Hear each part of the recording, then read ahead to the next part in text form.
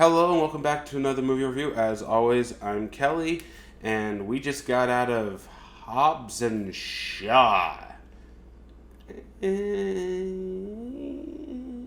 It's complicated. Actually, no, it's not that complicated. It's pretty straightforward. The problem is just my feelings towards the Fast and the Furious franchise as a whole are pretty meh.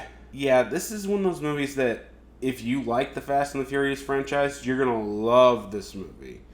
But if you're not too into them like me, you're probably going to be more entertained, but you're not going to seek this out anytime soon. And that's my general thoughts for the people who don't want to actually stay for the video.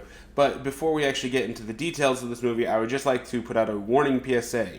If you have a Loot Crate, yeah, it's probably time to cancel that subscription. They stole $120 from me, and I'm still waiting on 4 crates. So I'm guessing they're going out of business. Again, just word of warning, my personal experience, every time I try to talk to them, they send me to their stupid little bot saying, check your shipping information. I have.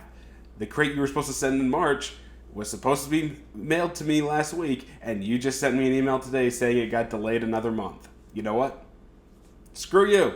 But enough about PSAs. Let's actually talk about this movie, which is, in the best terms I could possibly say it, a very, very stupid film. Now, that is not a bad thing. People who've watched my channel know that I have a term like stupid actors. There are people who excel in roles that others would consider to be very stupid, to be very, very off-putting, and be honestly very detrimental to their career. But there are people like The Rock, like Arnold Schwarzenegger, or like, to a lesser extent, Jason Stathom.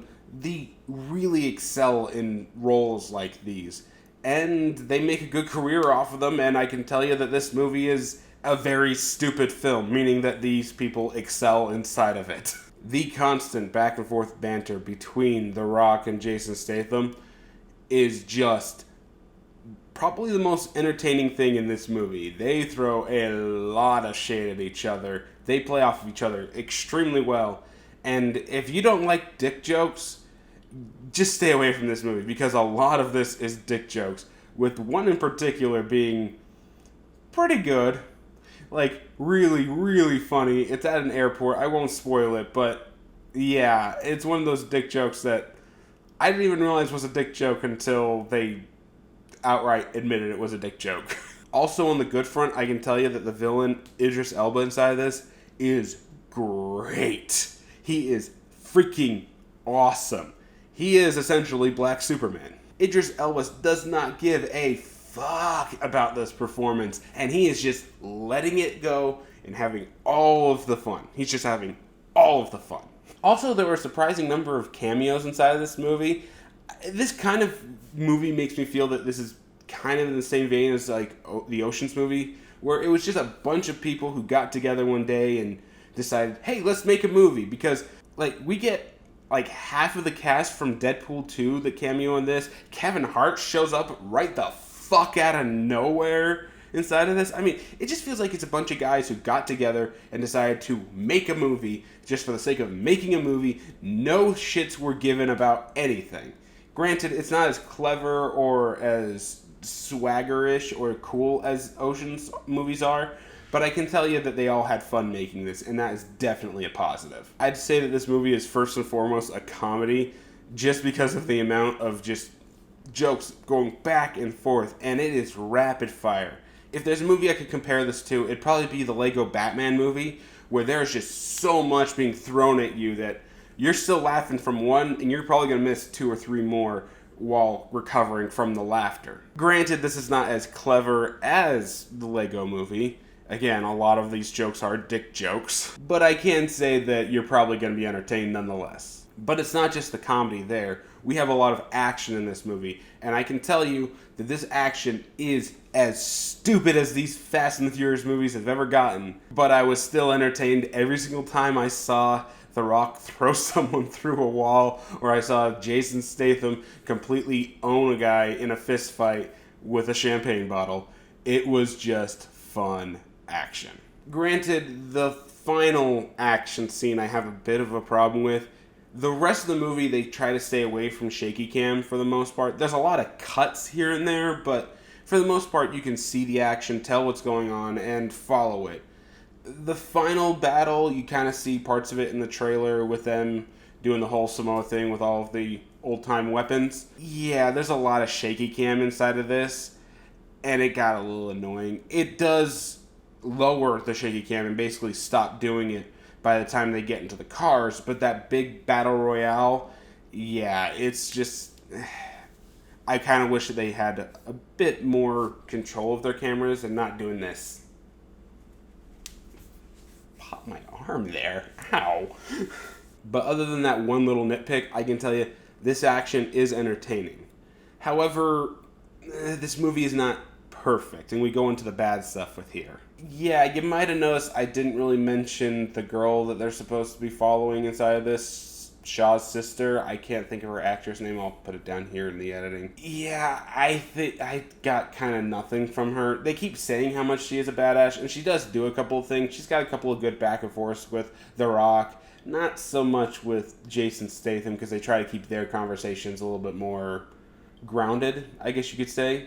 They're not willing to banter as much. They're brother and sister. They've done that shit for years, and they're more talking to them like actual people. With The Rock, she's a lot more willing to banter, and they do have some good back and forth, and they tell you how much of a badass she is, but she doesn't do much. She's mostly just there because she's got the super uber virus inside of her, and if she doesn't get it out of her, it'll go viral and kill everybody on the planet Earth because it hasn't been programmed properly. And you may have noticed that this plot is basically Mission Impossible 2, but with over-the-top car action. Wait, we had that in Mission Impossible 2. No, but we have great lead actors who banter off each other. Wait, we had that in Mission Impossible 2. Ooh, we have an over-the-top director just throwing all shit at the wall, and we had that in Mission Impossible 2. Oh my god, this is Mission Impossible 2. Yeah, that's the other problem with this movie. Yeah, it's basically a ripoff of Mission Impossible 2, but with flying cars. I'm not even joking, that does happen in the end sequence.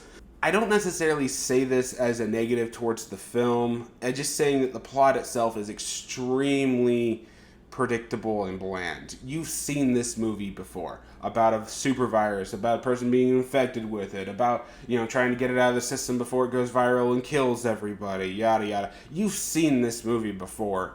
It's not even really a shame that you've seen it before. It's just that I kind of would have preferred maybe if they'd done something new with it. As much fun as they're having, you can still push the envelope while having fun. Also, there is a lull in this movie when they're building up for the last act of it that, while necessary, I couldn't help but feel in the theater like, okay, come on. When are you going to start throwing cars over cliffs and whatnot? Come on, let's just get on with this. We don't need this to be so slow and melodramatic. Honestly, it feels like the whole lull in this movie is just there so they can push the Fast and Furious's family message. Granted, it's done a hell of a lot better here than it is in, say, like Fast 8 or Fast 7, where it feels like they're really forcing it in there, forgiving people who are honestly bad guys, like Shaw. But I will say that here, it just kind of kills the rhythm of the movie for a little while. When it's non-stop back and forth banter and then suddenly start taking themselves a little bit more seriously to talk about real family issues. Like with The Rock not letting his daughter experience his extended family because he has baggage with his brothers. Yes, that kind of makes sense why it's here, but it doesn't necessarily add up. Or Jason Statham having a fallout with his sister because he got blamed for a crime which he totally didn't do, which totally forgives him in all of these other movies where we've seen him go on mass murdering sprees. I mean, it's just, again, context.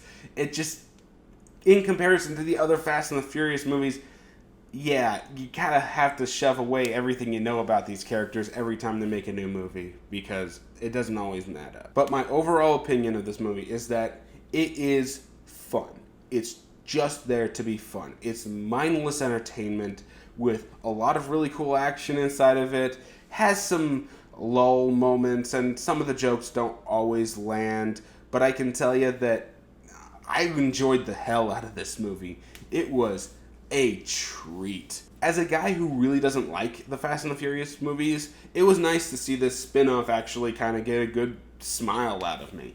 And while I don't think I could give it a must-see rating or even a see-it rating, I think I can personally give it a go see it on a discounted week. If you go like on a $5 Tuesday or see it at the cheap theater, you're honestly going to love yourself. You're going to love every second of this movie. It's worth actually seeing in theaters, just probably not at full price. And I can give that rating without feeling bad at all. And that's it for me. Did you enjoy the video? Did you like the Fast and the Furious franchise? Do you think I'm wrong and I just need to go rewatch them all again? Which won't happen, but you're welcome to think it. Tell me what you think in the comments down below. Let's get some healthy discussion going. As always, be sure to like, share, subscribe. Check out my Twitter and Facebook. I'm going to start being a little more active on at least the Twitter side. I might drop the Facebook. I'm not sure. We're going to see. And I've been able to stream pretty consistently on Tuesdays and Thursdays. We'll see how that schedule changes once school starts up here by the end of this next month. But right now, I'm doing a randomized playthrough of Heart Gold with Nuzlocke features, which has kind of been bad for water types. But, go ahead. I'll link to the playlist down there. Check it out. Join me on those days. And, yeah, that's all for me. So I'll see you all next time.